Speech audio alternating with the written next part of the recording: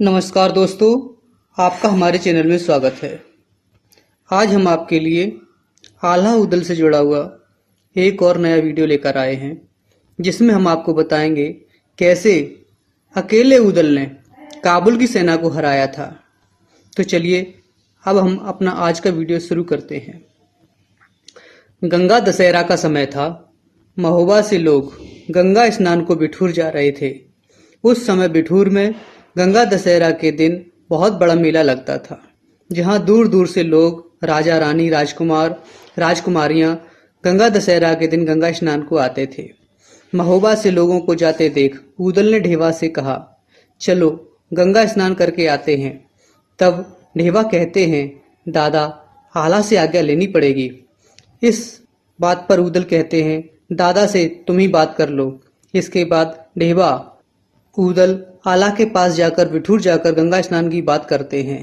इस पर आला कहते हैं, बिठूर में बहुत से राजा राजकुमार आते हैं, तुम अगर वहां गए तो तुम अवश्य ही लड़ाई झगड़ा करोगे, इसलिए मैं तुम्हें नहीं जाने दूंगा। इसके बाद उदल ढेवा से कहते हैं, अब तो भाभी मछला ही आज्ञा दिला सकती हैं। तब उदल ढेवा आला की पत्नी मछला के पास जाते हैं और मछला से कहते हैं कि हमें दादा से बिठूर गंगा स्नान और मेला देखने की आज्ञा दिला दो। इस पर मछला कहती हैं, आज्ञा तो दिला दूंगी, लेकिन मुझे भी साथ ले चलना पड़ेगा। मछला की यह बात सुनकर उदल मान जाते हैं। फिर मछला आला को मना लेती हैं, कहती हैं, मैं जब साथ जा रही हूँ तो डर किस बात का, मैं उदल को किसी से झगड़ा नहीं करने दूंगी। तो आला आज्ञा दे देते हैं। जब यह बात इंदल को पता चलती है कि सब उसको छोड़कर बिठूर मेला देखने जा रहे हैं, तो इंदल भी साथ चलने की जिद पकड़ लेते हैं। तब उदल कहते हैं, तुम अपनी माँ से बात कर लो, अगर वह कह देती हैं तो साथ चलो। तब इंदल अपनी माँ के पास जाते हैं और उनसे साथ चलने को कहते हैं। इस पर मछला इंदल को साथ न ले जाने को मना कर देती हैं, कहती हैं, तुम्हारे पिता नाराज हो जाएंगे। इस पर इंदल जान से मरने की धमकी देते हैं। तब फिर मछला मान जाती हैं और इंदल को साथ चलने को कहती हैं। फिर तैयारी शुरू हो जाती है, पालकियां सजाई जाती हैं, घोड़े सजाए जाते हैं। फिर उदल, ढेवा, रूपन बारी आदि अपने दलबल के साथ बिठूर को चल देते हैं। आज का अफगानिस्तान उस समय का भारत का हिस्सा था और उसमें बहुत सी हिंदू तथा मुस्लिम रियासतें थीं। काबुल के पास ही एक रियासत थी जिसका नाम बुल्क बुखारा था, जिसके राजा अभिनंदन थे और उनके पुत्र का नाम हंसामल तथा राजकुमारी का नाम चित्ररेखा था। एक बड़ी व शक्तिशाली रियासत थी। राजकुमारी चित्रलेखा और राजकुमार हंसामल अपनी सेना सहित बिठूर गंगा स्नान को आते हैं।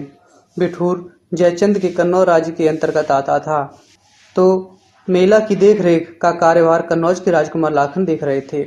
जब उदल दलबल के साथ बिठूर पहुंचते हैं तो उनको पता चलता है कि लाखन यही हैं, तो उदल सबसे पहले अपने मित्र लाखन से मिलते हैं। दोनों मित्र एक दूसरे को गले लगाते हैं और हर्ष से भर जाते हैं। अगली सुबह गंगा स्नान की बारी आती है। सभी एक एक कर घाट पर पहुंचते हैं, लेकिन सबसे पहले स्नान कौन करेगा, इस बात पर एक शर्त रखी जाती है। जो दल लड़ाई में जीत जाएगा वही सबसे पहले गंगा स्नान करेगा। इतना सुनकर बहुत से राजा पीछे हट जाते हैं, कहते हैं, गंगा स्नान को आए हैं, लड़ाई झगड़ा करने को नहीं। लेकिन बुल्क बुखारा का राजकुमार हंसामल मान लेता है, कहता है, मैं लड़ाई को तैयार हूँ, अगर कोई लड़ना चाहे तो लड़ ले, अगर नहीं तो मैं और मेरे लोग गंगा स्नान सबसे पहले करेंगे। इतना सुनते ही लाखन उदल से कहते हैं, यह तो बड़ी बेइज्जती की बात हो गई, हमारे घर में हमसे पहले ही कोई गंगा स्नान करेगा।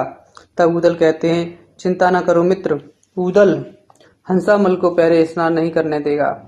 तब उदल राजकुमार हंसामल से कहते हैं, बिना लड़े तुम स्नान नहीं कर पाओगे, आ जाओ मैदान में, जो जीत जाएगा वही पहले गंगा स्नान करेगा। फिर दोनों दलों में युद्ध की ठहर जाती है। इसके बाद दोनों दल मैदान में डट जाते हैं। फिर दोनों पक्षों में घमासान युद्ध होता है। उदल तो महापराक्रमी थे, कहाँ किसी से डरते थे, पहले मोर्चा लेते थे। उदल ने वो ही विकट युद्ध किया कि बुल्क बुखारा की सेना अपनी जान बचाकर भागने लगी। कुछ समय में ही बुल्क बुखारा की सेना अपनी हार मान लेती है। ऊदल की जीत होती है। ऊदल जीत का डंका बजा देते हैं।